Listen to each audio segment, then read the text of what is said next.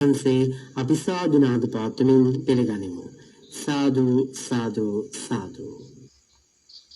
අති දුර්ලභ බුද්ධෝත්පාද කාලයක අමිල භාග්‍යයක් ලෙස ලද මෙම මනුෂ්‍යත්වය තුළින් ලද හැකි උපරිම ඵල ලබා ගැනීමටත් උතුම් සෝතාපට්ටි ඵලයක වටිනාකම මෙන්ම එම ඵලය ලබාගත් අයෙකු තුළ උපදින්නා වූ ප්‍රත්‍යක්ෂා ඥානයන් පිළිබඳව පැහැදිලි කරමින් පවත්වන දේශනාව මේ ආරම්භ වන්නේ. දේශනාවේ දායකත්වයේ පිළිබඳව මේ සිහිපත් කිරීම. මහරගම නාවින්න රාජමහා විහාරයේ පැවැත්වෙන මෙම දේශනා මාලාව දැනට පවතින සෞඛ්‍ය ආරක්ෂිත තත්ත්වයේ හේතුවෙන් නොපැවැත්වෙන නිසා සදැහැති ඔබ වෙනුවෙන් විශේෂයෙන් පටිගත කරන ලද්දක් බව අපි අදත් සිහිපත් කරනවා.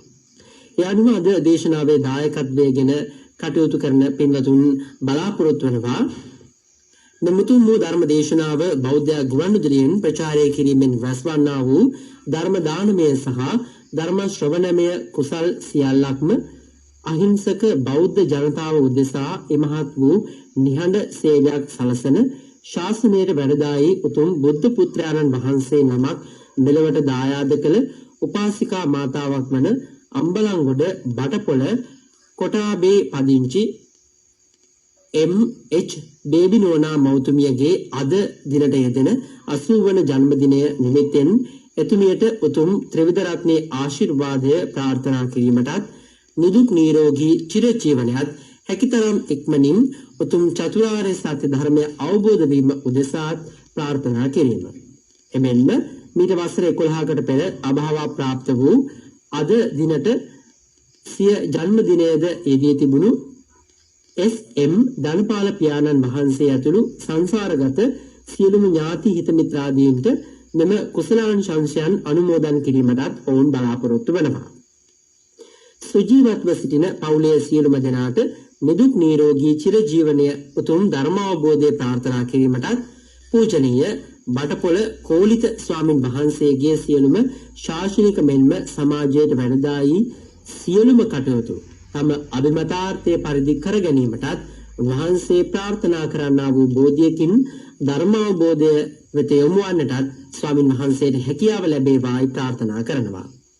මේ දිනවල තරමක් අසනීපව ප්‍රතිකාර ලබන ගෞරවනීය දේශකයන් වහන්සේ වන පූජනීය කෝරළයාගම සරණතිස්ස ස්වාමින් වහන්සේගේ ආදරණීය පියතුමන් වහන්සේට මෙම කුසලානිශංස හේතුවෙන් නිදුක් නිරෝගී සුවපත් භාවය ලැබේවා යන ප්‍රාර්ථනාවත් ඔවුන් සිදු කරනවා.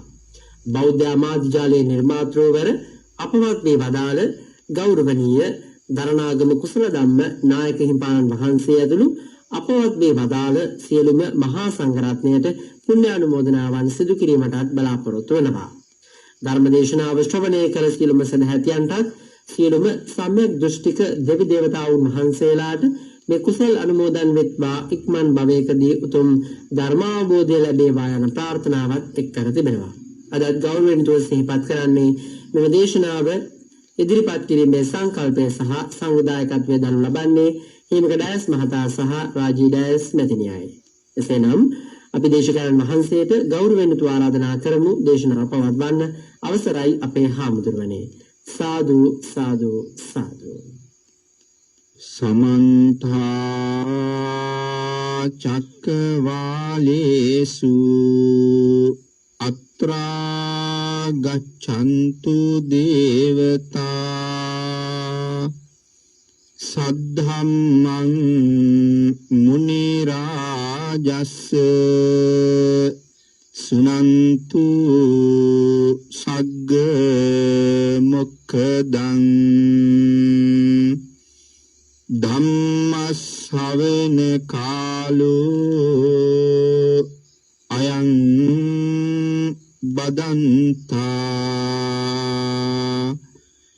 ධම්ම ශ්‍රවණ කාලෝ අයං බදන්තා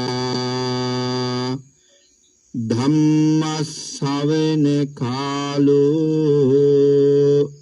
අයං බදන්තා නමෝ තස්ස භගවතු අරහතු සබ්බ ධම්මේසු අප්පටිහත ඥානචාරස්ස දස බලධරස්ස චතුවේ සාරජ්‍ය විසරදස්ස සබ්බ සත්තුත්තමස්ස ධම්මිස්ස රස්ස ධම්ම රාජස්ස ධම්මස්සාමිස්ස තථාගතස්ස සබ්බඤුනෝ සම්මා සම්බුද්දස්ස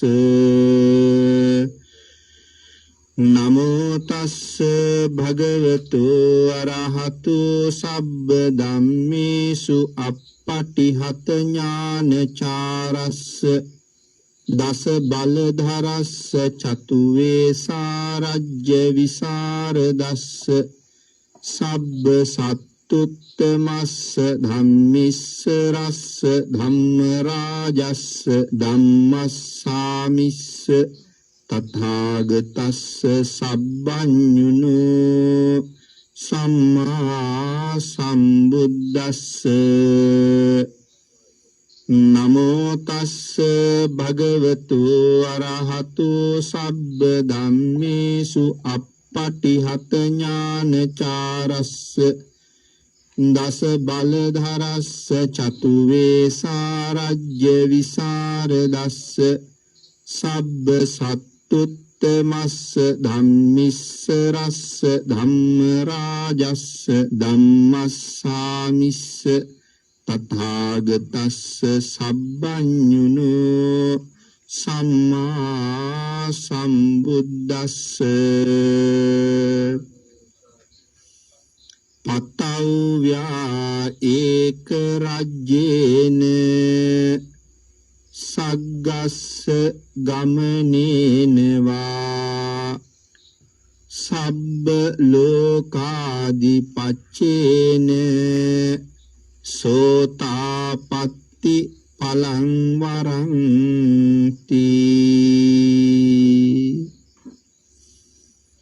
සද්ධර්ම ශ්‍රාවක කාරුණික ගුණගරුක බෞද්ධ පින්නතුනි, බොහෝම ශ්‍රද්ධාවෙන් යුක්තව සියලු දෙනාම අදත් සූදානම් වෙලා ඉන්නේ චක්කුම් උදපාදී උතුම් ධර්මදේශනා මාලාව යටතේ තවත් එක ධර්මදේශනාවක් ශ්‍රවණය කිරීම සඳහා.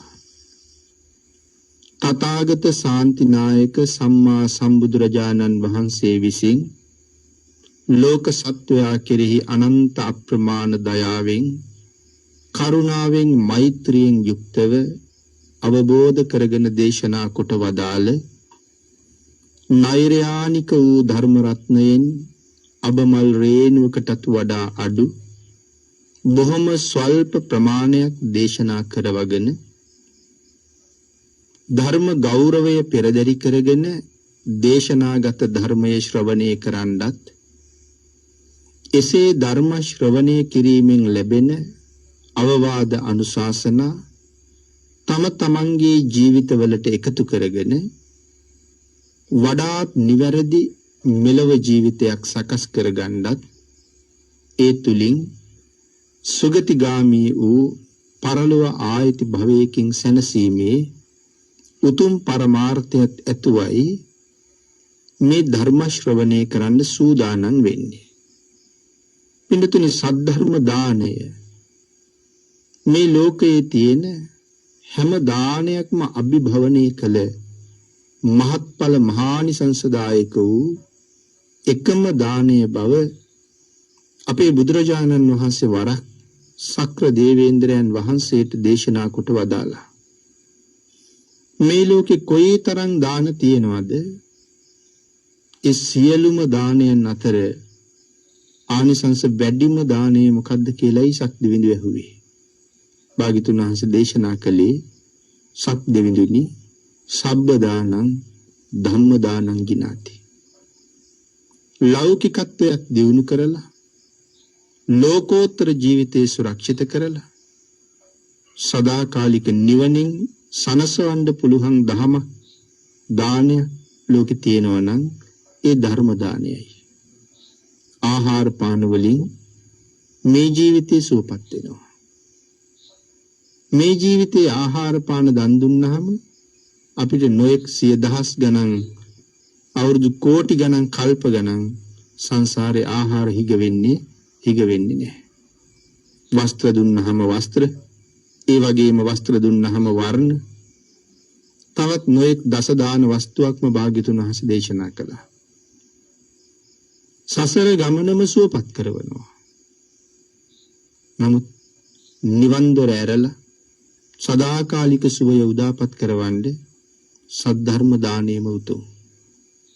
ලෝක ධාතුවේ භාග්‍යතුන් වහන්සේගේ ධර්ම දානය නිසා නිවන් දැකපු ප්‍රමාණය අසංඛ්‍ය 24කට වඩා වැඩි ප්‍රමාණයක්. ඒ භාග්‍යතුන් වහන්සේගේ ධර්මය නිසා එතකොට මෑත කාලේ ලෝකෙ සිද්ධ වුණා තවත් අපූර්ව ධර්ම දානයක්. ඒ බුද්ධ පරිනිර්වාණයෙන් අවුරුදු 230 ගණනකට පස්සේ 7 අවුරුදු වයසේ පුංචි සාමණේර ස්වාමින් වහන්සේ නම කාටද ධර්ම දේශනා කළේ? දීප චක්‍රවර්ති මහරජෙකුට. 4 පද ගාථාවකුයි දේශනා කළේ. රජුරුවන්ගේ ඉදිරි මුළු ජීවිත ගමන මේකෙන් වෙනස් කළා. කොයිතරම්ද අද අපි ධර්ම දේශනා කරන්නේ, ඔබ ධර්ම ශ්‍රවණය කරන්නේ, මෙවන් ධර්ම දානමේ මහ පිංකම් කරලා සසරට අපමණ කුසල් රැස් කරගන්නේ ඒ ධර්ම දානයේ තවත් ඵලයක් හැටියට. ධර්මාශෝක මහරජුරු කරපු 3 වෙනි ධර්ම සංගායනාව නිසා අපේ රටටත් ධර්මය අරගෙන ධර්මාශෝක මහරජුරුවන්ගේ එකම පුතා අනාගත ජම්බුද්දීපේ මහරජුරු එනම් මිහිඳු මහරහතන් වහන්සේ කියලා කියන්නේ සාමාන්‍ය කෙනෙක් නෙමෙයි, දීප චක්‍රවර්ති මහරජෙක්මයි.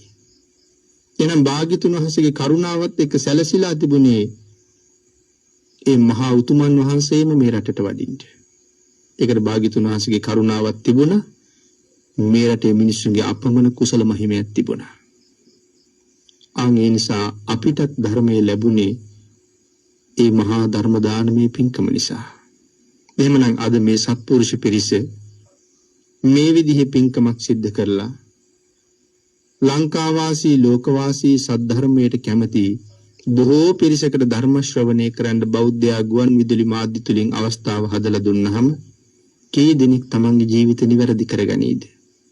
බැසගෙන හිටපු වැරදි දෘෂ්ටීන්ගෙන් අත මිදලා සම්මා දිට්ඨියට එයිද? කී දෙනෙක් ධම්මානුධර්ම ප්‍රතිපත්තියට යොමු වෙයිද? එහෙනම් මේ ධර්ම දානයේ නිසා. ඒ නිසාම ධර්ම දානය ලෝක දහතේ උතුම්ම දානයයි. සත් ධර්ම ශ්‍රවණය කිරීමත් ඒ තරම්ම මහත්ඵලයි, මහානිසංසදායකයි. ඒ පිළිබඳව නොයෙක් කරුණු සෝතානුදත ආදී සූත්‍රවල භාග්‍යතුන් වහන්සේ මනාව පැහැදිලි කරලා තියෙනවා. එහෙමනම් මේ වෙලාවේ ධර්මය දානය කරවලා සත් ධර්ම ශ්‍රවණය කරවලා රැස් කරගන්න උදාාරතර වූ කුසලය සැප සහිත ප්‍රතිපදාවකින් උතුම් නිවන අත්පත් කරගන්න මේ කුසල් හේතු වේවා කියලා ප්‍රාර්ථනා කරමු. පිළිතුරේ අපි ධර්ම දේශනාවේ මාතෘකාව සඳහා යොදාගත් ගාථා රත්නය අපේ භාග්‍යතුන් වහන්සේ දේශනා කොට වදාළේ මේ ලෝකේ පහළ වෙච්ච බොහෝම සත්පුරුෂ තාත්ත කෙනෙකුගේ සත්පුරුෂ ක්‍රියාදාමයක ප්‍රතිඵලයක අවසානයේ ඒ තාත්තගේ එකම පුතා නිවැරදි මගට යොමු කරගන්න එක පරම බලාපොරොත්තුව වෙලා තිබුණා. ඒ වෙන කවුරුවත් නෙවෙයි, අපේ ශාසනයේ ගිහි අග්‍රෝපස්ථායක හැටියට කටයුතු කරපු අනාථපිණ්ඩික සිටුතුමා. අනාථපිණ්ඩික සිටුතුමාට දරුවෝ 4 දෙනෙක් හිටියා. දුවලා 3 දෙනයි, එක පුතයි. මහා සුභද්‍රා, චූල සුභද්‍රා, සුමනා. පුතා කාල. දුවලා 3 දෙනාම තුනුරුවන්ට උපස්ථාන කරන්න බොහෝම කැමතියි. අනාථපිණ්ඩික සිටුතුමාගේ මාලිගාව හැමදාම දානශාලාව. උදේවරුවට එහි භික්ෂු මහසංඝයාට අඩු නැතුව දාන සපයලා තියෙනවා. සහභාගීන යන්නේ ණයටත් ආහාර පානීය වැරදුනේ නැහැ. හවසට භික්ෂු සංඝයා වෙනුවෙන් හැමදාම ප්‍රණීත වූ පාන වර්ග පිළියෙල වෙලා තිබුණා. ගිලන් වූ භික්ෂූන් වහන්සේලා වෙනුවෙන් ගිලන්පසක් පිළියෙල වෙලා තිබුණා. හැම දෙයක්ම කැපසරුප් ආකාරයෙන් මනාව පිළිවෙලට තිබුණා. ඒ නිසා නිතර සංඝයා ගැවසෙන තැනක් හරියට දානශාලාවක් වගේ. උදේ කැඳපත් දින තැනින් පටන් ගත්තාම හවස පානීය දාණය, ගිලන්පස දාණය නිමා වෙනතුරු තමන්ගේ දිවණිවරු 3 දෙනා පුදුම ශ්‍රද්ධාවෙන් දවසම කැප කරනවා තුනුරුවන්ගේ උපස්ථානෙට. ඒ වුණාට පුතා සෙල්ලක්කාරකමට හරි කැමතියි. ඒ හින්දා යාළුවොත් එක්ක තැන තැන ගිහිල්ලා සෙල්ලම් කරන්න එයා හරිම කැමතියි. විනෝද වෙන්න හරි කැමතියි. තුනුරුවන් පිළිබඳව ශ්‍රද්ධාවෙන් මේ උපස්ථාන වලට යමුනේම නැහැ. ඒ වුණාට සිටුතුමාට කවදාවත් අහන්න ලැබුණේ නැහැ කාල අහවල් තැනක මෙහෙම වරදක් කළා කියලා. එහෙම වැරදි කළේ නැහැ. නමුත් නිදහසේ ඉන්න මෙහෙම ඉන්න හරි කැමතියි. ඒ නිසා එයා මිල මුදල් පාවිච්චියටත් හරිම කැමතියි. ඒ මුදල් ගෙනහිල්ලා වියදම් කරලා යාළුවොත් එක්ක කාලා බීලා ඉන්න තමයි කැමැත්ත. සිටුතුමාගේ හිතේ ලොකු කනස්සල්ලක් තියෙනවා. මෙහෙම හිටියොත් පුතාගේ සංසාරේ අඳුර වෙනවා. මම වාගේ තාත්තා කෙනෙකුගේ පුතෙක් වෙලා මගේ පුතාගේ සසර අඳුර වෙනවට මම කවදාවත් කැමති නෑ. හැබැයි පුතාට කවදාවත් තරවට්ටු කෙරුවේ නෑ. කවදාවත් බැනලා ගෙදර නවත්තා ගත්තේ නෑ අද තුනුරුවන්ගේ උපස්ථානෙට ඉන්න කියලා. බොහොම කරුණාවෙන් කල්පනා කළා මං කොහොමද මෙයා හරි මගට ගන්නෙ. සසර බොහොම පින් තියෙන කෙනෙක්. මෙයා මිල මුදලට කැමති නිසාම තාත්තා ඒකම උපාය කරගත්තා. ඒ දවසක් කතා කරලා කිව්ව පුතේ පොයි දවසක අද ගිහිල්ලා සිල් සමාදන් වෙන්න. සිල් සමාදන් වෙලා පහුවදා ආපුවම මම පුතාට කහවණු 100ක් දෙනවා. දෙනවා මම තාත්තා කියලා හොව දෙනවා කිව්වා. මෙයා පොයි දවුදී පාන්දරම සුදු ඇඳගෙන ජේතවනාරාමයට ගිහිල්ලා සිල් සමාදන් වුණා. සිල් සමාදන් වෙලා පහසු තැනක් බලලා හොඳට නිදාගත්තා. දානි ටික ලැබුණා, වැළඳුවා, නැවත නිදාගත්තා. මුළු රාත්‍රියම නිින්දෙන් ගත කළා. පහුවදා උදේ පාන්දර ගෙදර ආවා. දැන් ඉතින් රැයට ආහාරත් නැහැ. තාත්තා එනකොට හොඳට ආහාර පාන පිළියෙල කරලා. තමන්ගේ අයට කිව්වා පුතාට හොඳට කැඳපත් ආදීන්, කැවිලි ආදීන් ආහාර පානයෙන් සංග්‍රහ කරන්න කියලා. ඒ සියලු දේවල් පිළියෙල කරලා. හැබැයි කාලා කියනවා මට දෙනවා කියපු මුදල දෙනකම් මං කෑම කන්නේ. ඊට පස්සේ කහවණු ටික ගෙනහිල්ලා දුන්නා. එයා කෑම කාලා ඒකත් තරම් යාළුවෙක් එක්ක යන්න ගියා. ඊළඟ දවසේ තාත්තා කියනවා පුතේ අද සිල් අරගෙන එක බණපදයක් මතක තියාගෙන ඇවිල්ලා මට කියලා දෙන්න ඕනේ. මං කහවණු 1000ක් දෙනවා. ඉතින් කලින් තාත්තා පොරොන්දු ඉෂ්ට කළා. මෙයා දන්නවා තාත්තා එනම් පොරොන්දු කඩ කරන්නේ නැහැ. ඊළඟ පොයේ දවසේ ගිහිල්ලා සිලුත් අරගෙන ධර්මශාලාවට ගිහිල්ලා වාඩි වුණා. මොකටද? එක බණපදයක් ඉගෙන ගන්න. බුදුරජාණන් වහන්සේ කාලගේ හිත හොඳටම දන්නවා. කාල හොඳට සැදී පැහැදී ඉන්නේ පළවෙනි බණපදේ ඉගෙන ගත්ත නැගිට්ටා. ඒකටයි. නමුත් භාග්‍යතුන් වහන්සේ අදිෂ්ඨාන කළා පළවෙනි බණපදේ කාලට මතක හිටින්නේ නැති වෙන්න. දැන් කාලට ඒක මතක නැහැ. ඇහුවා විතරයි. දෙවෙනි එක අල්ලගන්න උත්සාහ කළා ඒකත් බැරි වුණා. තුන්වෙනි කාරණාව අල්ලගන්න උත්සාහ කළා ඒකත් බැරි වුණා. නමුත් කාලෙ එන්න දැඩි උවමනාවෙන් බණ අහනවා. දේශනාව ඉවර වුණා. කාලට එකක්වත් මතක නැහැ. හැබැයි කාල හොඳට බණ ඇහුවා. එයි මේ බණ පදයක් මතක තියාගන්න ඉපේ. ධර්ම දේශනාව භාග්‍යතුන් වහන්සේ නිමා කරනකොට මනාව ධර්ම ශ්‍රවණය කළ උන් අතර කාලෙක කෙනෙක් වුණා. ඒ දේශනාව විවරණකට කාල නම් වූ සිටු පුත්‍රයා සෝවාන් ආර්ය මාර්ගඵලය ලබා ගත්තා. ඒ මනාව ධර්ම ශ්‍රවණය කරපු නිසා. පවෝදා බුදුරජාණන් වහන්සේත් භික්ෂු සංඝයාත් කාලගේ ගෙදර දානෙට වඩිනවා. කාලත් පිටිපස්සෙන් යනවා. හැබැයි කාල ලැජ්ජාවෙන් ගෙදරට පියවර තියන්නේ තාත්තා මට අදත් සල්ලි දෙයිද දන්නේ. දැන් මේ සල්ලි කාලට ඕනේ නැහැ. කාල ලොකු අවබෝධයක දැන් ඉන්නේ. භාග්‍යතුන් වහන්සේට දන් දීලා කාලටත් ආහාර දීලා තාත්තා භාග්‍යතුන් වහන්සේ ළඟම කාලෙට කහවණු 1000ක පොදිය ගෙනල්ලා දුන්නා. බොහොම අකමැත්තෙන් ප්‍රතික්ෂේප කළා. නෑ පුතේ මම දෙනවා කිව්වනේ. දෙනවා කියපු එක දෙන්න ඕනේ. මේක ගන්න. ඔබට පොරොන්දු වෙච්ච මුදල. කාලා ආයෙ ප්‍රතික්ෂේප කළා. ඒ වෙලාවේ මේක දිහා භාග්‍යතුන් වහන්සේ බලාගෙන ඉඳලා සඳහන් කළා සිටුතුමනි කාලට ආයෙ ওই දේවල් අවශ්‍ය නැහැ. සිටුතුමාට කරුණු පැහැදිලි කරලා දීලා මේ ගාථා රත්නය එදා සිටු ගෙදරදී භාග්‍යතුන් වහන්සේ දේශනා කොට වදාලා. මේ ගාථා රත්නයේ සඳහන් කළා පතව්‍යා ඒක රජ්‍යය. මේ මුළු මහ පොළොවේම අධිපතිය බවට පත් වෙන චක්‍රවර්ති රාජ්‍ය ලැබුවට වඩා සග්ගස්ස ගමනේනවා දෙව්ලොව ගමනට වඩා මනාව තමන්ගේ හිත දමනය කරලා ලබාගත් උතුම් සෝවාන් ඵලය හරි වටිනවා. මේ කාරණාව පැහැදිලි කරමින් භාග්‍යතුන් වහන්සේ ධර්ම දේශනාවක් කළා. එනම් මේ මුළු මහ පොළොවේම අයිතිකාරයා වෙනවට වඩා එතකොට කවුද මහ පොළොවේ අයිතිකාරයා කියලා කියන්නේ? සක්විති රජුගේ. මේ ලෝකය මහද්වීප 4කට බෙදෙන බව ධර්මයේ සඳහන් කළා. ජම්බුද්වීපය, උතුරු කුරු දිවයින, පූර්ව විදේහය, අපරගෝ යානය. මේකෙන් උතුරු කුරු දිවයින අපිට පේන්නේ නැහැ.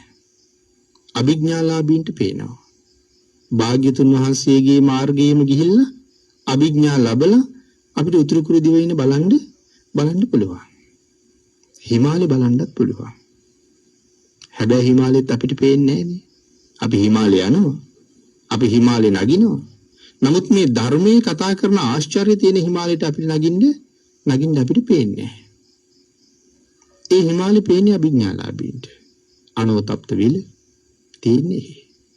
චද්දන්ත විල, කුණාල පොකුණ මේ දේවල් තියෙන්නේ. රත්තරන් කඳු, මණික් කඳු තියෙන්නේ ආන්නේ හිමාලේ. මොදේ මහා සමය සූත්‍රයේ සඳහන් කරනවානේ භාග්‍යතුන් වහන්සේ තමන්ගේ ආඥාවෙන් කුණාල පොකුණ ළඟට එක්කරගෙන ගියපු භික්ෂුන් වහන්සේලා එතනදී උන්වහන්සේලාගේ ධානයෙන් ආපහු එන්න පුළුවන් අය බවට පත් වුණාට පස්සේ ඒ අයට ඍෂිසේ පොකුණ බලලා ආපහු වෙන්න ඉඩ තියලා භාග්‍යතුන් වහන්සේ හිමාලයට වැඩලා රත්තරන් පර්වතයක් උඩ 12 යොදුනක් උස සල් ගහක් යට වාඩි වුණා කියලා. රත්තරන් පර්වතයක්. ඉතින් සාමාන්‍ය ලෝකේ අපිට වුණා සමහරලාට පිළිගන්න බෑ. ඒ නිසා සමහර කෙනෙක් ධර්මයෙන් පවා ඈත් වෙනවා. හරි අවාසනාවන්ත තත්ත්වයක්. මොකද ඒ අය හිතන්නේ මේ අපි දකින්න ලෝකෙ වෙන්නේ ධර්මයෙන් පෙන්වන්නේ කියලා. ඊට වඩා හරි වෙනස්. අභිඥාවක් ලබන්න උත්සාහ කළා නම් නෑ මේ කියන දේ ඇත්තද කියලා මම බලනවා කියලා. එයාට ওই දේවල් දැක ගන්න තිබුණා. ඉතින් උතුරු කුරු දිවයිනත් ඒ වගේ අභිඥාලාභීන්ට පේනවා. අදටත් මිනිස්සුන්ගේ පරමාවශ අවුරුදු 1000ක් කියලා තමයි ධර්මයේ සඳහන් කරන්නේ. 1000ට වඩා පරමාවශ 15ට බහින්නේ අවශ්‍ය 15ට බහින්නේ නැහැ. විශේෂයෙන් මේ තුන්වෙනි සිල්පදේ කැඩෙන්නේ නැහැ කියලා සඳහන් කරනවා. ඒ මගේ කියලා අයිති කෙනෙක් නැහැ. දෙන්නෙකුට කායික ඇසුරක අවශ්‍යතාවය ඇති වුණොත් ඒ කායික සම්බන්ධතාවය පවත්වනවා. අය සමහරලාට ජීවිත කාලෙම මේ දෙන්න මුණ ගැහෙන්නේ නැහැ. මගේ කියලා අයිති කරගත්ත කෙනෙකුත් නැහැ. වැසිකිලි යන්න ඕනේ වෙච්චාම අවශ්‍ය දේවල් පහළ වෙනවා. තමන්ගේ කාර්යයෙන් පස්සේ එහෙම දෙයක් තිබ්බ තැනක්වත් නැහැ. කෑම ඕනේ වෙච්චාම හැල් තියෙන්නේ කඩාගෙන ඇවිල්ලා ලිපේ තියෙනවා. ලිපේ තියෙන්නේ අපි වගේ දරලිප් නැහැ කියලා සඳහන් කරනවා. මැණික් ගල් තුනක් එකතු කරලා ලිපේ තියෙනවා. මැණික් ගල් තුන තමයි රත් වෙන්නේ. බත ඉදිලා මැණික් ගල් ටික නිමිලා යනවා. අද අපිට තේරෙන හැටියට අපි අර විදුලියෙන් බත් වෙන උපකරණයේ සිද්ධ වෙන දේම තමයි එතනත් සිද්ධ වෙන්නේ. ඊට පස්සේ ආය කෑම උයාපු තැනක් මොකවත් නැහැ. ඉතින් මේවා උතුරු කුරු දිවයින පිළිබඳව හරි අසිරිමත් විදිහට ධර්මයේ සඳහන් කරලා තියෙනවා. භාග්‍යතුන් වහන්සේ පින්ඩපාතේ වැඩි දිවයින, භික්ෂුන් වහන්සේලා වැඩම කළ දිවයින, උතුරු කුරු දිවයිනෙන් මනුස්ස පතේට එක කාන්තාවක් විවාහ කරගත්ත කෙනෙක් බුද්ධ කාලේ හිටියා. අහලා ඇති ජෝතිය සිටුතුමා. හරි විචිත්‍රයි ඒ කාරණා. නමුත් අපිට ධර්ම දේශනාවට තියෙන සීමිත කාලය. ඉතින් උතුරු කුරු දිවයින පූර්ව විදේහයේ අපර ගෝයානය. එතකොට මේ දිවයින් වලට තවත් බාහිරව කොදෙව් දූපත් 2000ක් තියෙනවා කියලා සඳහන් කරනවා. මේ දූපත් 2000 ඇතුළුව මේ මහද්වීප හතරටම රජ වෙන කෙනාට කියන්නේ සක්විති මහරජුරු. දෙතිස් මහා පුරුෂ ලක්ෂණ වලින් යුක්තයි. අපේ භාග්‍යතුන් වහන්සේගේ කාලේ එහෙම අය කීප දෙනෙක්ම හිටියා අපේ ශාසනයේ. නන්ද කුමාරයා, රාහුල කුමාරයා මේ දෙතිස් මහා පුරුෂ ලක්ෂණ වලින්ම යුක්තයි. ඉතින් එහෙම රජෙක් එතකොට කියන්නේ මුළු ලෝකෙටම මුළු විශ්වයටම රජ වෙච්ච කෙනෙක් නේ. එහෙනම් ඒක කොයිතරම් උසස් තත්ත්වයක්ද? පාරමිතා පුරලා ලබා ගන්න තත්ත්වයක්. එක 15ක පොය දවසක මේ රජුරු උදේ පාන්දර පැන්සනහිලා සිල් සමාදන් වෙලා ඉන්න වෙලාවේ හදිසියේම චක්‍රරත්නේ පහළ වෙනවා. අර 1000කින් යුක්තයි. අර 1000ක් කියලා කියන්නේ අපි අර කරත්තරෝදයක දකින්න ගරාදි ඒ වාගේ අර 1000ක් තියෙනවා. පිටතට උල් සහිතව නිරාගෙන ඇවිල්ලා තියෙනවා. දැන් ධර්ම චක්‍රයත් එහෙමනේ. ධර්ම චක්‍රයේ සමහර වෙලාවට අපි දකිනවා පිටතට උල් නැහැ. චක්‍රයේ ඇතුලේ විතරක් ගරාදි තියෙනවා. නමුත් නිවැරදි ධර්ම චක්‍රයේ පිටතට උල් නිරලා තියෙන්න ඕනේ. මොකද මේක ධර්ම චක්‍රය කියලා කියන්නේ ආයුධයක්. ඒ නිසා සතුරන් ඝාතනය කරන්න අනිවාර්යයෙන්ම උල් සහිතයි. එතකොට කෙනෙකුට හිතෙන්න පුළුවන් මේ ධර්ම චක්‍රය කොහොමද මේ ඝාතනය කරනවද කියලා. හැබෑවටම සතුරන් ඝාතනය කරනවා. අපි හිතන විදිහට නෙමෙයි ධර්ම චක්‍රයෙන් ඝාතනය කරන්නේ පුද්ගලයාගේ චිත්තසංතානය තුළ ඉපදිච්ච කෙලෙස් නැමැති සතුරන්. ආන්නේ හින්දා මේක ප්‍රහරණ චක්‍රයක් කියලා සඳහන් කරනවා ධර්ම චක්‍රයට. ඒ හින්දා අනිවාර්යෙන් පිටතට උල් නිරලා තියෙනවා හැබෑ ධර්ම චක්‍රේ. ඒ වගේ තමයි මේ සක්විති රජුරවන්ට පහළ වෙන චක්‍ර රතනයක් ඒ වගේ උල් සහිතයි. රජුරවන්ට පහළ වෙච්චාම රජුරු පැන් කෙන්ඩියක් අරගෙන වම් අතින් කෙන්ඩිය අරගෙන චක්‍ර රතනෙට පැන් ඉහිනවා. පැන් ඉහිනකොට චක්‍ර රතනේ ක්‍රියාත්මක වෙනවා. එතකොට රජුරු දන්නවා මම එහෙනම් සක්විති වුණා. මේ සක්‍රුවන පහළ වුණා. රජුරුවන්ගේ හිතේ හැටියට ඉහළින් යන්නේ. රජුරුවන්ට නැගලා ගමන් කරන්න පුළුවන් රජුරුවන්ගේ පිරිසත් එක්ක. ඊළඟට මේ චක්‍රයේ ක්‍රියාත්මක වෙන්නේ බොහෝ වෙලාවට රජුරුවන්ගේ හිතට අනුව, සිතවිල්ලට අනුව. සමහර රාජ්‍යයකට ඇතුල් වෙනකොට මේ රජුරුව නැගිටලා එනවා ඉස්සරහට. රජෙක් තව රාජ්‍යයකට ගියහම ඒක සමහර යුද්ධයක්. තමන්ගේ රාජ්‍ය නිකන් දෙන්නේ නැහැ කොහොමද? නමුත් රජුරුව ඉස්සරහට ඇවිල්ලා මේ රජුරුවන්ට කතා කරලා කියනවා මහරජා මේක ඔබේ රාජ්‍යයක්. බාර ගන්න මහරජා. මේකත් ඔබට. සඳහන් කරනවා එතකොට ආපහු ඒ රාජ්‍යයේ රජුරුවන්ටම බාර දෙනවා. පුතේ මේක ඔබේ රාජ්‍යමයි. මේක ඔබටමයි. හැබැයි මම රාජ්‍ය උඹට දීලා නීති පහක් පනවලා යනවා. ඒ නීති පහට අනුව රාජ්‍ය විමසන්න. මොකද්ද නීති පහ? පන්සල් රැකගෙන රාජ්‍ය කරන්න. ඒ රාජ්‍ය බාර දීලා යනවා. මෙහිම ගමන් කරන චක්‍රරතනය යම් තැනක නතර වෙනවා. ආන්ගේ නතර වෙන තැන තමයි සක්විති රජුරුවන්ගේ අග නගරේ රාජධානිය පිහිටන්නේ. චක්‍රරතනේ නතර වෙන තැන. ඒතකොට සක්විති රජුරුවන්ට මේ සප්ත රතනයක් පහළ වෙනවා. රතන 7ක්. ඒ තමයි චක්‍ර රතනය, හස්ති රතනය, උපෝසත කුලයේ ඇති, සුදුම සුදු පාට ඇති. වලාකුළු අතරින් තමයි ගමන් කරන්නේ. හරි වේගෙන් යන සතේ. සඳහන් කරනවා උදේට ආහාර බෙදද්දි හස්ති රතනයේ පිට උඩ නැගලා තමන්ගේ රාජ්‍ය වටේ කියන්නේ ලෝකේ වටේ රවුමක් ගිහිල්ලා එන්න හිතහම කෑම කන වෙලාව වෙනකොට ලෝකේ වටේ රවුමක් ගිහිල්ලා එනවා. මේ උදේ බෙදෙන වෙලාවෙ පිටත් එන්නේ තරම් වේගවත්. අශ්ව රතනය ඒ වගේම වලාකුළු අතරින් යන තව අශ්වයෙක් පහළ වෙනවා. මේ ධර්මයේ සඳහන් කරලා තියෙනවා අපිට ධර්ම රත්නයේ තරම් තවත් විශ්වාස දෙයක් ලෝකේ නැහැ. ඉතින් මේ කරුණු තහවුරු කරලා පැහැදිලි කරන්න අපේ සූත්‍රාගතව උදාහරණ සහිතව කරුණු පැහැදිලි කරලා තියෙනවා. ඉතින් ඒ හින්දා අපිට කොහොමවත් මේ දේවල් සැක වෙන්නේ නැහැ. චක්‍ර රතනේ, හස්ති රතනේ, අශ්ව රතනේ, මණි රතනේ මණිකක් පහළ වෙනවා. අපි අහලා තියෙන උදකප්පසාද මාණික්ක කියලා. බොරව් වතුරට අං කරපු ගමන් ඒ වතුර ඉතාම පැහැදිලි වෙනවා. මධ්‍යම රාත්‍රියේ උසලීයක ගැට ගහලා මණික අහසට එසෙව්වොත් යදුන් ගානක් ප්‍රදේශයේ සම්පූර්ණයෙන් ඉර පැවුවා වගේ එළිය වැටෙනවා. ඒ මේ මණිකේ ආලෝකය. මිනිස්සු අවදි වෙලා කර්මාන්ත ආරම්භ කරනවා කියලා සඳහන් කරනවා. එළි වෙලා අද හුඟක් නිින්ද ගියා කියලා මිනිස්සු වැඩ පටන් ගන්නවා. නමුත් මේ මධ්‍යම රාත්‍රියේ ඒ තරම් එළියයි මණික මණිරත්නය. මම සඳහන් කළා උතුරු කුරු දිවයිනින් ජෝතිය සිටුතුමා විවාහයක් කරගත්ත කියලා. දෙවියෝ ගෙනල්ලා දෙන්නේ බිරිඳ. එක දවසක් බිම්බිසාර රජුගේ මාලිගාවට ගියහම සිටුතුමා කතා කරලා බිරිඳට කිව්වා අපේ රජුරු ඇවිල්ලා. ඒ වෙලාවේ රජුරු ගාවට යන්න කියහම ඒ කනස්සල්ලටපත් වෙනවා කාටවත් යටත් වෙන්න උනා කියලා. මොකද අපි රජුරවන්ට යටත් නේ. ඒකට ඇයි කැමති නෑ. නමුත් යන්න උනා. රජුරවන්ට පවන් ටිකක් ගහන්න කියලා සිටුතුමා වටහපතක් දුන්නා. එහෙම පවන් ගහනකොට රජුරුවන්ගේ ඔටුන්නේ තිබිච්ච මණික් වලින් දුම් නැගුණ කියලා සඳහන් කරනවා. ඇගේ ඇස් වලින් කඳුළු බේරෙන්න ගත්තා. ඒ වෙලාවේ රජුරු කියනවා සිටුතුමනි කාන්තාව හරි ලෝභයි. ඔබතුමාගේ බිසවට හිතෙන්න ඇති මම මාලිගාව අයිති කරගනී කියලා. ඇයට කියන්නේ මම මාලිගාව ගන්න නෙමෙයි ආවේ කියලා. ඇගේ කස් වලින් ඇස් වලින් කඳුළු වෙන්නේ ඒක හින්දා වෙන්නේ. ඒ වෙලාවේ සිටුතුමයි සඳහන් කළේ මහරජතුමනි නෑ.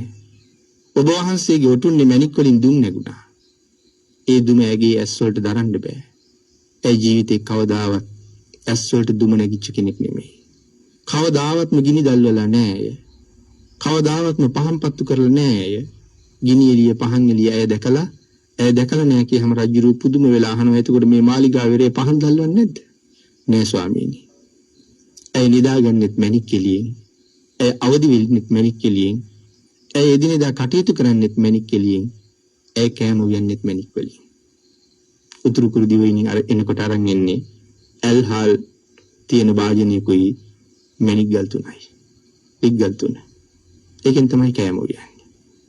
ඒ මණික් ඒ තරම් එළියයි මේ ජෝතිය සිටුතුමාගේ මාලිගාවේ කොහෙවත් පහන් දැල්වෙන්නේ නැහැ. රැයට මණික් තමයි එළිය කරන්නේ. ආන්ගේ කාරණාව සඳහන් කරාම රජුරවන්ටත් පුදුමයි. ඒලා සිටුතුමා සඳහන් කරනවා තියඹරා ගෙඩියක් වගේ ලොකු මණික් ගලක් රජුරුවන්ගේ අතට දුන්නා කියලා රජමාලිගාවේ තියාගන්න. ඒ මණික මුළු මාලිගාවම එළිය කරනවා. එහෙනම් මේ වාගේ මණික් අද අපි කවදාවත් දැකලා නැන්නේ. ආන් ඒකින්ද තමයි අපිට තුනුරුවන් පිළිගන්න අමාරු වෙලා තියෙන්නේ. මේ මණික් වලට වඩා තුනුරුවන් කියන්නේ මණික්නේ. ඒ උත්තම රතනයන් තුනේ ආලෝකය ගැන මේ ලෝකේ කතා කරලා ඉවර කරන්න බෑ. එහෙනම් මෙහෙම මණික් තේරුම් නැති අපිට තුනුරුවන් ගැන කොහොම තේරෙන්නේද? ශ්‍රද්ධාවේ ප්‍රමාණයට යම් ප්‍රමාණයක් තේරුම් ගත්ත මිසක් එයින් එහාට තේරුම් ගන්න අමාරු නා අපිට. ඉතින් මේ සක්විති රජකමට වඩා මම සඳහන් කළා මණිරත්නය. ඊළඟට ස්ත්‍රී රත්නය. විශේෂිත ස්ත්‍රියක් පහළ වෙනවා. හුඟක් උසත් නෑ, හුඟක් මිටිත් නෑ, ඊටා මහතත් නෑ, ඊටා කෙට්ටුත් නෑ. සීත දවස් වලට ඇගේ ඇඟ හරි උණුසුමයි, උණුසුම් දවස් වලට ඇගේ ශරීරය හරි සිසිලයි. මේ වගේ විශේෂිත වූ ස්ත්‍රී රත්නයක් පහළ වෙනවා. පරිනායක රත්නය.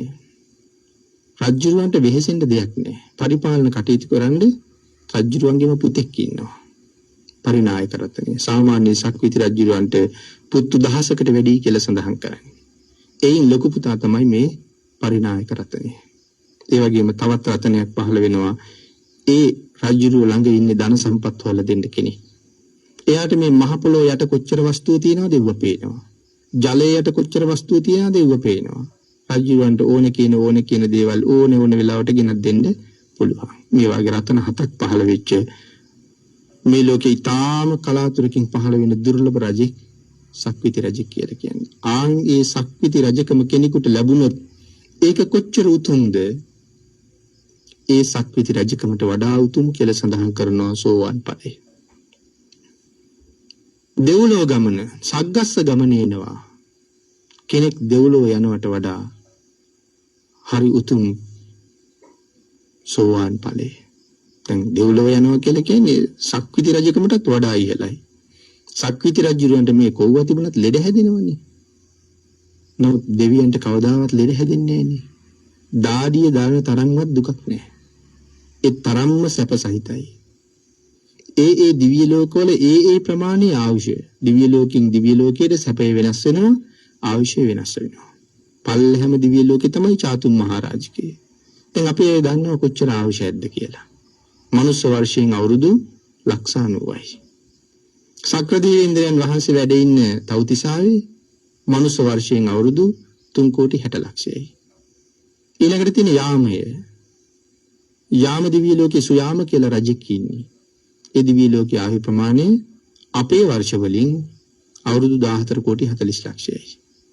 ඊළඟට තියෙන අති සුවිශේෂී වූ දිව්‍ය තලයක් ඒ මහ බෝසත්වරු එහෙම උපදින දිව්‍ය තලයේ. තුසිත. ඒ දිව්‍ය තලයේ ආයු ප්‍රමාණය මනුස්ස වර්ෂයෙන් අවුරුදු 57,60,00,000යි. පස්වෙනි දිව්‍ය ලෝකේ නිම්මාන රතිය. විශාඛා මහ උපාසිකාව. අනේ පිළිසිටිතුමත් එක්ක සවැත් නුවරම හිටපු තවත් මහා පුණ්‍යවන්තියක්. 7 අවුරුදු වයසේ භාග්‍යතුන් වහන්සේගේ ප්‍රථම දර්ශනයේම සෝවාන් වෙච්ච මහා පුණ්‍යවන්තියක්. සෝවාන් ඵලයේ පිහිටලා හිටියේ. මරණයෙන් පස්සේ මෙන්න මේ නිම්මාන රති දිව්‍ය ලෝකේ තමයි ඉපදුනේ. ධර්මයේ සඳහන් කරන්නේ එහෙමයි. නිම්මාන රතියේ ඉන්නේ සුනිර්මිත කියලා දෙවි රජෙක්. සුනිර්මිත රජුරුවන්ගේ අග්‍රමහේෂිකාව හැටියට මේ කාලේ සැප විඳිනවා කියලා සඳහන් කරනවා දෙව්ලොව. ආයු ප්‍රමාණය මනුස්ස වර්ෂයෙන් අවුරුදු 230,40,00,000. පරිනිම්මිත වසවර්තිය ඉහළම දිව්‍ය තලයේ මනුස්ස වර්ෂයෙන් අවුරුදු 921,60,00,000. මේ දිව්‍ය ලෝක හයේ ආයුෂ. මේ කොයි දිව්‍ය ලෝකේ ඉපදුනාටත් වඩා සෝවාන් ඵලයේ හරි උතුම් කියලා සඳහන් කළා. ඒ සෝවාන් ඵලයේ ඉච්ඡර උතුම් වෙන්නේ. පරිනිම්මිත වසවර්තියේ ඉක්මවල ගිහිල්ලා සුද්ධාවාස හැර අනික් බ්‍රහ්ම තලයක ඉපදුනත් පින්තුනි උපත කියන එක නතර කරලා නැහැ. නිරයෙන් නිදහස් නැහැ. කවදා හරි දවසක නිරයට යනවා. මොකද පව් තියෙනවා අපි ගාව. අපිට අමතක වෙලා ඉන්නවා. ඔය බ්‍රහ්ම තලවල අපිත් හිටියා. එකපාරක් නෙමේ 100,000 ගණන් ආත්මවල ඔය බ්‍රහ්ම තලවල අපි හිටියා. මේ සංසාරේ හැටි දිගටම පිහිටන්න බැරි වෙච්ච හින්දා ඒ බ්‍රහ්ම තල වලින් පහළට ඇවිල්ලා අපි අර කියපු පරිනිම්මිත වසවර්තියෙත් හිටියා. අවුරුදු 921,60,00,000.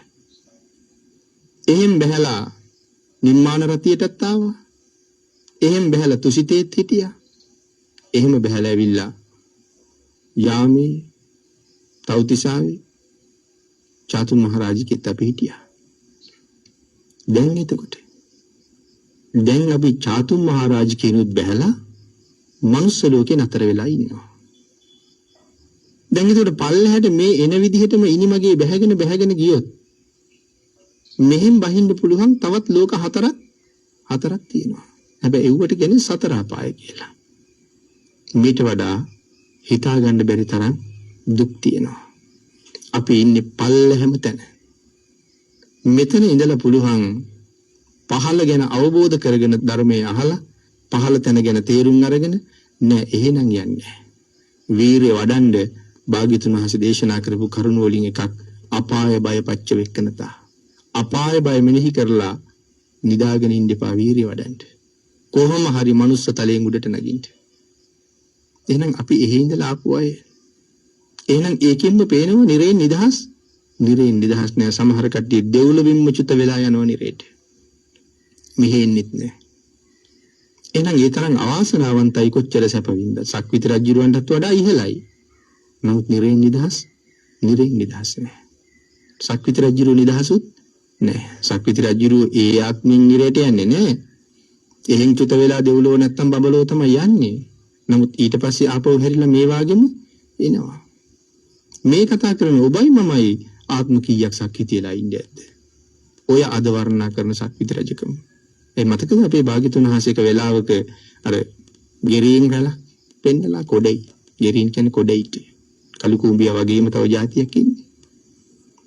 සඳහන් කළානේ මෙතන සක්විති රජ නොවිච්ච එක්කෙනෙක්වත් නැහැ කියලා. එදා එහෙම අද තිරිසන් ලෝකේ. එහෙමනම් ඒ සක්විති රජකමටත් දෙව්ලොව ගමනටත් වඩා මේ සෝවාන් බව වටින්නේ ඇයි? තවත් උපදින්නේ ආත්ම 7ක් විතරයි. පින්නතුනි මනුස්ස ලෝකේ ඉන්න හින්දා විපාක දෙන්න බැරි වුණාට ඔබයි මමයි සංසාරේ අවීචී දුක් විඳින කරපු පව් එහෙම්මම තියෙනවා අපේ පිටිපස්සේ. අපිට ඒක පේනවා වුණා නම් තෙරක් පරක් සීමාවක් නැතුව පව් කන්ද අපේ පිටිපස්සේ තියෙනවා. නිරේට දාන්න, තිරිසන් ලෝකෙට දාන්න, പ്രേත ලෝකෙට දාන්න තරම් මහ පව්. එක කර්මයේ 100,000 ගණන් මේ සංසාරේ වාරවල කරලා තව විපාක දීලා නැහැ. හරියට කඳු යායක් දිහා බලහම කඳු මුදුන් උල් වගේ පේනවා වගේ අපි කරපු එකම පාප කර්මයේ 100,000 ගණන් වාරවල කරලා කඳු වාගේ නැගිටලා තියෙනවා. අනන්ත සංසාර විපාක දෙන්න දැන් ඒව මෝර තියෙනවා. සෝවාන් වුණා කියලා කියන්නේ ඒ තරම් මහ පව් කඳු නිරය ගිහිල්ලා සතර පායි විපාක දෙන්න කියන එක සම්පූර්ණයෙන්ම අහෝසි කළා කියන එකයි. අය සෝවාන් ආරයන් වහන්සේ කවදාවත් සතර පායි යන්නේ අපාය යන්නේ. මනුලොවයි දෙව්ලොවයි. ඔය අතර මිනිස්සෙක් හැටියට විඳින්න තියෙන දුක් ටික, කායික දුක් ටික හම්බ වෙනවා. කවුරු හරි ගහලා මරන්න පුළුවන්. ගිනි තියලා මරන්න පුළුවන්. ශරීරයේ දරුණු රෝගයක් හැදිලා පිළිකාවක් හැදිලා මැරෙන්න පුළුවන්. වකුගඩු දිය වෙලා මැරෙන්න පුළුවන්. නමුත් ඒ මනුස්ස ලෝකේ හැදෙන්න පුළුවන් විපාක දෙන්න කර්ම ටික විපාක දෙනවා. කවදාවත් නිරේට යන්නේ නැහැ. එතකොට මේ සෝවාන් ආර්යයන් වහන්සේ තව කොහොමද අනාගත ආත්ම 7යිනේ. කෙනෙකුට සැකයිද එතකොට මම සෝවාන් වුණාද කියලා. ඒ කියන්නේ ඔය සමහර අය කතා කරනවා මම මෙච්චර පින්කම් කරනවා මම මෙච්චර භාවනා කරනවා මේ මම සෝවාන් වෙලා කියලා මට හිතෙනවා. මම සෝවාන් වුණාද කියලා අහන අය ඉන්නවා. ඒ කියන්නේ තමන් තාම සෝවාන් වුණාද කියලා එයා දන්නේ නැහැ. හැබැයි සෝවාන් වෙච්ච ආර්යයන් වහන්සේ තමන් සෝවාන් වුණාද කියලා කාගෙන්වත් අහන්නේ නැහැ. ඇයි? තමන් සෝවාන් බව තමන්ම දන්නවා. ඒක ධර්මයේ මනාව පැහැදිලි කරලා තියෙනවා. කොහොමද තමන් දැනගන්නේ? අපේ කාලයට අනුව මම බොහොම කෙටියෙන් සිහිපත් කරනවා සෝවාන් වෙච්ච ආර්යයන් වහන්සේට ඒ සෝවාන් බවට එන්න එක්කම ප්‍රත්‍යවේක්ෂා ඥාන 5ක් පහළ වෙනවා. මහා ලොකු අවබෝධයක් සහ ප්‍රඥාවක් පහළ වෙනවා. ප්‍රත්‍යවේක්ෂා ඥාන 5ක් පහළ වෙනවා. මොනෝද ප්‍රත්‍යවේක්ෂා ඥාන? මම සෝවාන් මාර්ගයට ආවා කියලා මේ මාර්ග සිත පිළිබඳව ප්‍රත්‍යවේක්ෂා ඥානය පහළ වෙනවා. එතකොට එයාට පහළ වෙන ඥානය කොහොමද මාර්ගයට ආව කෙනාට පහළ වෙන්නේ කියන එක අපිට තේරෙන්නේ නැහැ. මොකද අපි එතන නැහැ. එහෙනම් මම මේ මාර්ගයට ආවා කියලා ප්‍රත්‍යවේක්ෂා ඥානය පහළ වෙනවා. ඒත් එක්කම මම සෝවාන් ඵලය දැන් සාක්ෂාත් කළා කියලා ඵල ඥානය පිළිබඳව ප්‍රත්‍යවේක්ෂා ඥානය පහළ වෙනවා. සෝවාන් ඵලය පිළිබඳව දැන් දන්නවා මම මාර්ගයට ආවා, මාර්ගය පහු කරලා දැන් මම ඵලයට ආවා. ඊළඟට ප්‍රත්‍යවේක්ෂා ඥානයක් පහළ වෙනවා නිවන පිළිබඳව. දැන් අද මම ඔබට නිවන කියලා වචනයක් කියලා දෙනවා. මේ ලෝකේ තියෙන පරම සැපේ නිවනයි කියලා ධර්මයේ සඳහන් කරපු හින්දා ඔබත් ධර්ම දේශනාවන්ගෙන් අහනවා, අපිත් දේශනා කරන ශ්‍රාවකයාට කියලා දෙනවා නිවන කියන්නේ විශ්වයේ තියෙන උතුම්ම සැපතයි කියලා. නමුත් ඒ නිවන කියන එක තාම මම දන්නේ නැහැ. නමුත් ධර්මයේ තියෙන හින්දා අපි නිවන දන්නවා. නමුත් අපිට ඔක්කොම මේ නිවන කියන වචනයක් නේ. අහන කෙනාට කියන මටත් ඒක වචනයක්. නමුත් සෝවාන් වෙනවත් එක්කම මේ ප්‍රත්‍යවේක්ෂා ඥානය පහළ වෙනවත් එක්කම මේ නිවන කියන්නේ මොකක්ද කියන එක හැබෑවටම අවබෝධ වෙනවා. නිවන කියන්නේ මෙන්න මෙහෙම එකක්. මේ වාගේ තැනක් කියන එක මනාව වැටහෙනවා. එතකොට අපි කතා කරන නිවන වාගේ නෙමේ සෝවාන් වහන්සේට වැටහුණ නිවන. එහෙනම් නිවන පිළිබඳව ප්‍රත්‍යවේක්ෂා ඥානයක් පහළ වෙනවා. ඒ වගේම උන්වහන්සේ මේ වාගේ ප්‍රත්‍යවේක්ෂා ඥාන පහළ කරගත්තා වගේම තමන්ගේ දැන් නැති වෙලා ගියපු කෙලෙස් මොනවද? මගෙන් අයින් වුණ කෙලෙස් මොනවද? කියලා ප්‍රත්‍යවේක්ෂා ඥානයක් පහළ වෙනවා. දැන් අපි කතා කරනවා සක්කාය දිට්ඨි, සීලබ්බත පරාමාස, විතිකිච්ඡා. මේ සංයෝජන තුන ප්‍රහීණය කරපු කෙනා තමයි සෝවාන් වෙන්නේ කියලා අපි ධර්මයෙන් දන්නවා. දැන් එතකොට මේ ශ්‍රාවකයා දන්නවා දැන් මේ කෙලෙස් මගෙන් අයින් වෙලා ගිහිල්ලා තියෙන්නේ. කවදාවත් අපායগামী අකුසලයක් සෝවාන් වහන්සේ අතින් වෙන්නේ නැහැ. එතකොට දැන් අපි කතා කරන මේ සක්කාය දිට්ඨිය, සීලබ්බත පරාමාස, විතිකිච්ඡා ඔය නම් වලින් නෙමෙයි උන්වහන්සේට ඒක වැටහෙන්නේ. මෙනම් වූ කෙලස් ප්‍රමාණයක් තියෙනවා, ඒ කෙලස් මම ප්‍රහීණය කළා. අපි වාගේ නම් වලින් අවබෝධ කළා නෙමෙයි, ඒ කෙලස් ප්‍රමාණය ප්‍රහීණය කළා. එතකොට මම ප්‍රහීණය කරපු කෙලස් මොනවද කියලා හොඳ අවබෝධයක් තියෙනවා. එතකොට මට ප්‍රහීණය කරන්න පස්වෙනි එක තව කොච්චර කෙලස් තියෙනවද? මෙච්චර ප්‍රමාණයක් මම නැති කළා, තව කොච්චර ප්‍රමාණයක් නැති කරන්න තියෙනවද? ඒ පිළිබඳව ප්‍රතිවේක්ෂා ඥානය පහළ වෙනවා. සකදාගාමින් වහන්සේටත් ওই ඥාන පහම පහළ වෙනවා. අනාගාමින් වහන්සේටත් ওই ඥාන පහම පහළ වෙනවා. රහතන් වහන්සේට ඥාන හතරයි පහළ වෙන්නේ. සෝවාන් වහන්සේට ප්‍රතිවේක්ෂා ඥාන පහයි, සකදාගාමින් වහන්සේට පහයි, අනාගාමින් වහන්සේට පහයි, රහතන් වහන්සේට හතරයි. ඒ රහතන් වහන්සේට හතරක් පහළ වෙන්නේ. උන්වහන්සේටත් මාර්ගය පිළිබඳව ඥානයක් පහළ වෙනවා, ඵලය පිළිබඳව ඥානයක් පහළ වෙනවා, නිවන පිළිබඳව ඥානයක් පහළ වෙනවා, තමන් විසින් ෂේ කරපු කෙලෙස් පිළිබඳව ඥානයක් පහළ වෙනවා. ඉතුරු කෙලෙස් ප්‍රමාණයක් රහතන් වහන්සේට නැහැ. ඒ හින්දා ඒ පිළිබඳව පහළ වෙන්න ඥානයක් නැහැ. ඉතුරු කෙලෙස් ප්‍රමාණයක් නැහැ. අනාගාමින් වහන්සේටත් තියෙනවා ඉතුරු කෙලෙස් ප්‍රමාණයක්. රහතන් වහන්සේට ඒක නැති නිසා උන්වහන්සේට පහළ වෙන්නේ ප්‍රතිවේක්ෂා ඥාන හතරයි. එහෙමනම් තමන් සෝවාන් වුණාද කියලා කාගෙන්වත් අහන්න දෙයක් ඇත්තේ නැහැ. සෝවාන් වහන්සේ තමන් එතෙන්ට එනවත් එක්කම මම සෝවාන් වෙච්ච කෙනෙක් කියලා දැනගන්නවා. එහෙනම් ඒ ඵලය කොයිතරම් උතුම්ද මේ ජීවිතේ සෝවාන් වුණා නම්. එතනින්ද කිසිම පින්කමකුත් නොකර පවුනම් කොහොමද කෙරෙන්නේ නැහැ. නිරේ යන පව් කෙරෙන්නේ නැහැ. නමුත් කිසිම පින්කමක් කරන්නේත් නැහැ. මුළු ජීවිතේම නිදාගෙන හිටියත් නිරේට යන්නේ නැහැ. ඊළඟ ජීවිතේනුත් එහෙමයි ආත්ම හතයිනේ උපදින්නේ. මේ ආත්ම හත පුරාම කිසිම උත්සාහයක් යෙදෙන්නේ නැහැ උතුම් ඵලයකට යන්න. කිසිම පින්කමක් කරන්නේත් නැහැ.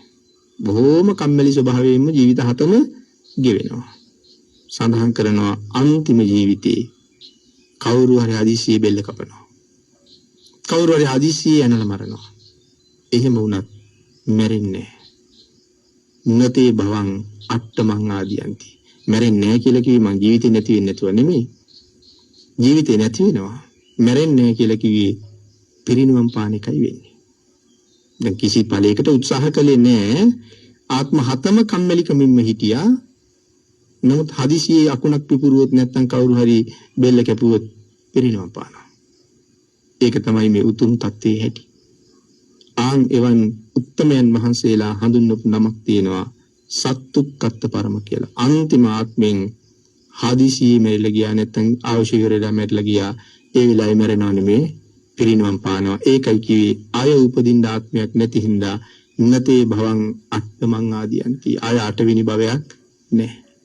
එතකොට බලන්නකො මේ කඩුල්ල පැනගත්තොත් මොනතරම් ආරක්ෂාවක්ද කියලා. නිරේ කොයිතරම් භයානකද? තිරිසන් ලෝකෙ මොනතරම් දුක් සහිතද? പ്രേතාසුර ලෝක කොහොමද? භාග්‍යතුන් වහන්සේ සර්වඥතා ඥාණයෙන් දැකලා දේශනා කරපු දේවල්. එතකොට ඒක තැනකටවත් යන්නේ නැති හොඳ කඩයිමක්. ආර්ය මාර්ගයේ පළවෙනි කඩයිම. මෙතෙන්ට යන්න කොයිතරම් හැකියාවක් මේ ලබාගත් අපේ ජීවිතවල තියෙනවද? අපි කියමු කෙනෙකුට මේ හැකියාව මේ ජීවිතේ ලැබුණේ නැහැ කියලා. භාග්‍යතුන් වහන්සේ දේශනා කළා මේ ජීවිතෙන් මෙන්න මේ පින්කම් ටික හරියට කරන්ඩ දෙව්ලෝදි ලැබෙනවා කියලා. මේ ජීවිතෙන් ලැබෙන්නේ. නමුත් මේ පින්කම් කරගත්තාම අනිවාර්යෙන් දෙව්ලොව යනවා. එහෙදි සෝවාන් වෙනවා. ඒ අතර දේශනා කරපු හොඳම පින්කමක තමයි අපි මේ නිරත වෙන්නේ. ධර්මයේ දානය කිරීමත්, ධර්මයේ ශ්‍රවණය කිරීමත්, ධර්මයේ සජ්ජායනා කිරීමත් දෙව්ලොවදී හරි සෝවාන් බව ලබන්න. මේ ලෝකේ බණ අහන ගමන්ම සෝවාන් වුණා. ධර්මයේ දේශනා කරන ගමන් සෝවාන් වුණා. සමහර කට්ටිය ඒ කුසල රැස් කරගෙන දෙව්ලොව ගිහිල්ලා එහෙදි සෝවාන් වුණා. එහෙදි සෝවාන් වෙන හැටි කීපයක් සෝතානුදත සූත්‍රයේ පැහැදිලි කරලා තියෙනවා. එතකොට තවත් සෝවාන් වහන්සේ නමක් හඳුනා ගන්න සෝවාන් නොවිච්ච කෙනෙකුට කවදාවත් බෑ. සඳහන් කරනවා පුළුවන් පරචිත්ත විඥාන ඥානෙ තියෙනවා නම් පුළුවන් කියලා. හැබැයි පරචිත්ත විඥාන ඥානයේ තියෙන කෙනෙකුට පුළුවන් උනත් ඒ තිසරණ තියෙන කෙනෙකුට විතරයි. දැන් අන්‍ය ලබ්ධිකායටත් පරචිත්ත විඥානනේ තියෙනවා. Hindu ආගමේ ඉන්න ඍෂිවරු, ඒ වගේ හිමාලයේ භාවනා කරන ඍෂිවරු, අනුන්ගේ හිත් කියන්න පුළුවන් අය ඉන්නවා. නමුත් ඒ අයට මේ පුද්ගලයා සෝවාන් වෙලා ඉන්නේ කියලා කියන්න බෑ කියලා සඳහන් කරනවා. ඇයි මේ සෝවාන් පුද්ගලයාගේ දැන් මිනිස්සුන්ගේ හිත උපදින්නේ හෘද වස්තුවේ කියලා භාග්‍යතුන් වහන්සේ දේශනා කළේ. හෘද වස්තුවේ උඩ කුටීරයක පිරිසිදු රුධිරේ තියෙන තැන අඩපතක් වාගේ ලේ ධාතුව රැඳිලා තියෙන තැන. ඒත් එක ස්පර්ශ වෙමින් නොවෙමින් තියෙන මේ හදේවත් රූපේ නම් තැනක මේ සිතවිලි උපදින තැන. ඒකනේ මිනිස්සුන්ගේ මොළේ මැරුණට මිනිස්සු මැරෙන්නේ නැත්තේ. වෛද්‍ය විද්‍යාව නම් තීරණය කරන්නේ මොළේ මැරුණා මැරිලා කියලා. මේ පුජ්‍යලයා ඒ ප්‍රදේශයේ මොළේ ප්‍රදේශයේ අක්‍රියයි නම් සමහරලාට දැඩි සත්කාරය වාගේ ඉන්නවනම් ඒ උපකරණ අයින් කරනවා. මොකද තව දෙන්නයි ඉන්නවනේ. නමුත් මෙයාගේ හෘද වස්තුව නතර වෙනකන් මිනිහෙක් මැරෙන්නේ. සමහරවිට ප්‍රාණඝාත අකුසලයකට මුණ දෙන්නත් වෙනවා. මම මේ ටික ඉවත් කරන නිසාද මොහු මැරෙන්නේ. ඉතින් ඒ වගේ කිනුත් ගන්න වෙනවා එතකොට. ඒ කියන්නේ අම්මා තාත්තා පිළිබඳව කාරණාවකදී දරුවන්ට වැඩි සත්කම් වලට හිම අස්සම් කරන එක ටිකක් භයානක වැඩක්. මෙහිඳ ඒක තාත්තගේ නම් අම්මට පවරන එකත් අම්මගේ නම් තාත්තට පවරන එකත් හරි වටිනවා. මොකද මරණයක් සිද්ධ වුණොත් අම්මට නම් ප්‍රාණඝාත කුසලයකින් නතර වෙනවා. දරුවට ඒක ඊට එහා යනවා. ඉතින් මේ හෘද වස්තුව නතර වෙන තුරු මිනිහෙක් මැරෙන්නේ නැහැ. ඒක බුද්ධ ආගමේ පැහැදිලි කරන හැටි. තාම ගැඹුරින් සත්‍යයේ උප්පත්තිය ඇති වෙන තැනින් භාග්‍යතුන් වහන්සේ පෙන්නනවා කුසේ කලලයක් හැටියට පහළ වෙන තැන. කවදාවත් මොලේ නැහැ මේ වෙලාවට. නමුත් ඒ කලලයේ හදේවත් රූපේ සහිතයි. ඒ නිසා එතනින් තමයි පටන් ගන්නෙ. ඒ නිසා ජීවේ පටන් ගන්නෙ එතනින්. ඒ නිසා මේ මෙතන ඉඳලම සෝවාන් ආර්යයන් වහන්සේ මනාව සුරක්ෂිත වෙලා ඉන්නවා. ඒ කියන්නේ කවදාවත් නිරේට යන්නේ නැහැ. මනුස්ස ජීවිතේ ආරම්භ වෙච්ච තැන අවසානයේ දක්වාම හදේවත් රූපයෙන් මේ සිතුවිලි උපදිනවා. ඊටාම පිරිසිදු සිතුවිලි. ඒ නිසා මේ සිතුවිලි පරම්පරාව පිරිසිදු වෙන්න අපේ හෘද වස්තුව අවට නැගෙන ආලෝක ධාරාවක් තියෙනවා. හිත පිරිසිදු වෙන්න. එතකොට සෝවාන් වහන්සේගේ සිතුවිලි වලින් නැගෙන ආලෝක ධාරාව කොයි වගේද කියන එක අන්‍ය ලබ්ධිත පරිචිත්ත විඥාන ඥානයේ තියෙන කෙනෙක් අඳුරන්නේ නැහැ. එයාට මේ ආලෝකය පේනවා. පේනවා වුණාට මේ එළිය මොකද්ද කියලා අඳුරන්නේ ඒ ආලෝකයන් අහවල් එකයි කියලා දැනගෙන ආවට සෝවාන් වහන්සේගෙන් නැගෙන ආලෝක ධාරාව අඳුරන්නේ නැති නිසා මේ සෝවාන් වහන්සේ නමක් කියලා තීරණය කරන්න අන්‍ය ලබ්ධික පරචිත්ත විඥානයේ තියෙන කෙනෙකුට බෑ කියලා සඳහන් කරනවා. පරචිත්ත විඥානයේ තියෙන තෙරුවන් සරණ ගියපු කෙනෙකුට ඒක දන්න කෙනෙකුට මේක මනාව අවබෝධ කරගන්න පුළුවන්.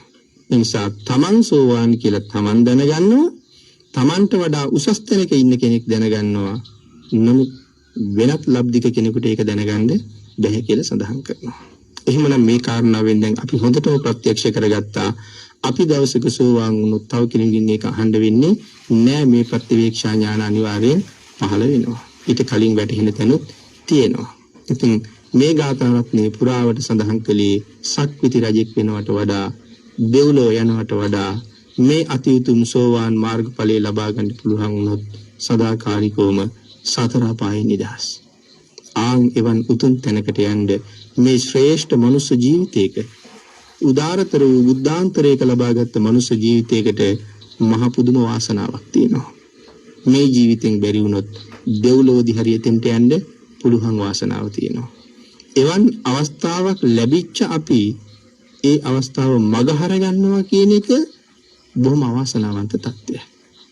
එතෙන්ට නොයා මනාව තුනුරුවන් සරණ ගිහිල්ලා තිසරණ පන්සිල් ආරක්ෂා කරගෙන ධර්ම ශ්‍රවණය කිරීම, ධර්ම දේශනා කිරීම, ධර්මයේ සජ්ජායනා කිරීම මේ වගේ දේවල් වලින් අපේ මනස පෝෂණය කරගෙන ඒ උතුම් තැනට යන්න පාර හදා ගන්න පුළුවන්. ඒ සඳහා සංසාරේ අනන්ත පින් තියන අය මේ පිරිස අතර නැතුව නෙමෙයි. අපිට අවශ්‍ය මැණික් ගලක තියෙන කුණු දූවිලි ටික හොදලා ඒක පවිත්‍ර කරගන්නවා වගේ ඊට වඩා වටින ජීවිතයක් නේ මනුස්ස ජීවිතේ. රන් රුවන් වල මිලක් තියෙනවා. නමුත් මනුස්ස ජීවිතයකට මිලක් නැහැ. කරේ දාන මාළි කළු වෙනකොට අපි ඒක ගෙනහිල්ලා හොදන කෙනෙකුට දීලා හොද ගන්නවා. මැණික් ගල් ටික කපලා උප කරලා වටිනාකම වැඩි කරගන්නවා. නමුත් මිලක් තියෙනවා. ඒ වුණාට මේ උතුම් ජීවිතයේ අමිල වස්තුවක්. ඒක කෙලෙස් දූවිලි වලින් කළු වෙවි අපවිත්‍ර වෙවි තියෙනවා. ඒක පිරිසිදු කරන්න මාල හොදන එක්කිනාට බැරි වුණාට භාග්‍යතුන් වහන්සේගේ ධර්මයට පුළුවන්. ආන් එතෙන්ට යන්න පුළුවන් වුණොත් අපි හැමෝම ලැබිච්ච මනුස්ස ජීවිතයේ හැබෑම සාධාරණයක් කරා වෙනවා. එතෙන්ට යන්න ඔබ සියලු දෙනාටම හොඳ අවබෝධයක් දැනුමක් තියෙනවා. වර්තමාන ලෝකේ අපි ඉගෙන ගන්න බාහිර විෂයන්ගෙන් බොහොම ඉහළට දැන ඉගෙන ගත්තා. එහෙනම් ඒ හැකියාවන් පාවිච්චි කරලා මේ පැත්තට අපිට බොහොම පහසුවෙන් ගමන් කරන්න පුළුවන්කම තියෙනවා. එහෙනම් ඒ ඔස්සේ මේ ජීවිතය සුවපත් කරගන්න මේ බුද්ධාන්තරයෙන් උතුම් ප්‍රයෝජන ලබන්න ඔබ සියලු දෙනාට රත්නත්‍රී ආශිර්වාද ලැබේවා කියලා ප්‍රාර්ථනා කරනවා. පින්තුනි, චක්කුන් උදපාදී ධර්මදේශනා මාලාවේ අද ධර්මදේශනාවේ දායකත්වයේ දරන දායක පින්වත් පිරිස පින් අනුමෝදන් කරන්න බලාපොරොත්තු වෙන තමන්ගේ නමින් නිදන ප්‍රාප්තියටපත් වුණ සියලුම ඥාති මිත්‍රාදීන්ට පින් අනුමෝදන් වේවා. ආශිර්වාද කරන ගුරු දෙමව්පියාදීන් ඇතුළු දුවා දරුවන්ට ඥාති මිත්‍රාදීන්ට පින්කමේ දායකත්වයේ ධර්මින් කටයුතු කරන මේ සියලු දෙනාටම තුනුරුවන්ගේ ආශිර්වාදයෙන් නිදුක් නිරෝගී භාවයේ චිර ජීවනයේ සැලසේවා. චක්කුන් උදපාදි ධර්මදේශනා මාලාව සංවිධානය කරන ප්‍රධාන සංවිධායක හේමක ඩයස් මහත්මයාටත් එතුමන්ගේ දයාවරණීය ස්වාමි දිනියටත් මෑණියන් ඇතුළු පවුලේ අනිත් සියලු දෙනාටමත් මේ සද්ධර්ම දානානිසංස අඩු නැතුව අනුමෝදන් වේවා. නිදුක් බව, නිරෝගී බව, චිරජීවනයේ නිරන්තරයෙන් සැලසේවා.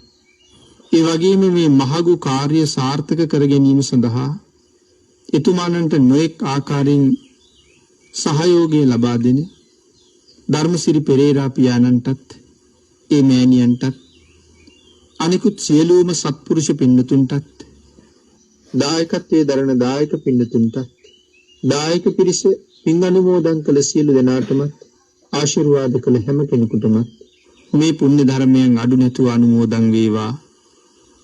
නිදුක් බව, නිරෝගී බව, චිර ජීවනයේ උදා වේවා. මෙලව ජීවිතයේ සුවපත් කරගෙන පරලොව ජීවිතයේ සුගතිගාමී කරගෙන ප්‍රාර්ථනා කරන බෝධීන් සැප සහිත ප්‍රතිපදාවෙන් ඊටම ඉක්මන් භවයක ඊටාත්ම කෙටි කාලයකින් උතුම් චතුරාර්ය සත්‍ය ධර්මය අවබෝධ කරගන්න මේ සියලු පුණ්‍ය ධර්මයන් හේතු වාසනා වේවා කියලා ප්‍රාර්ථනා කරමු.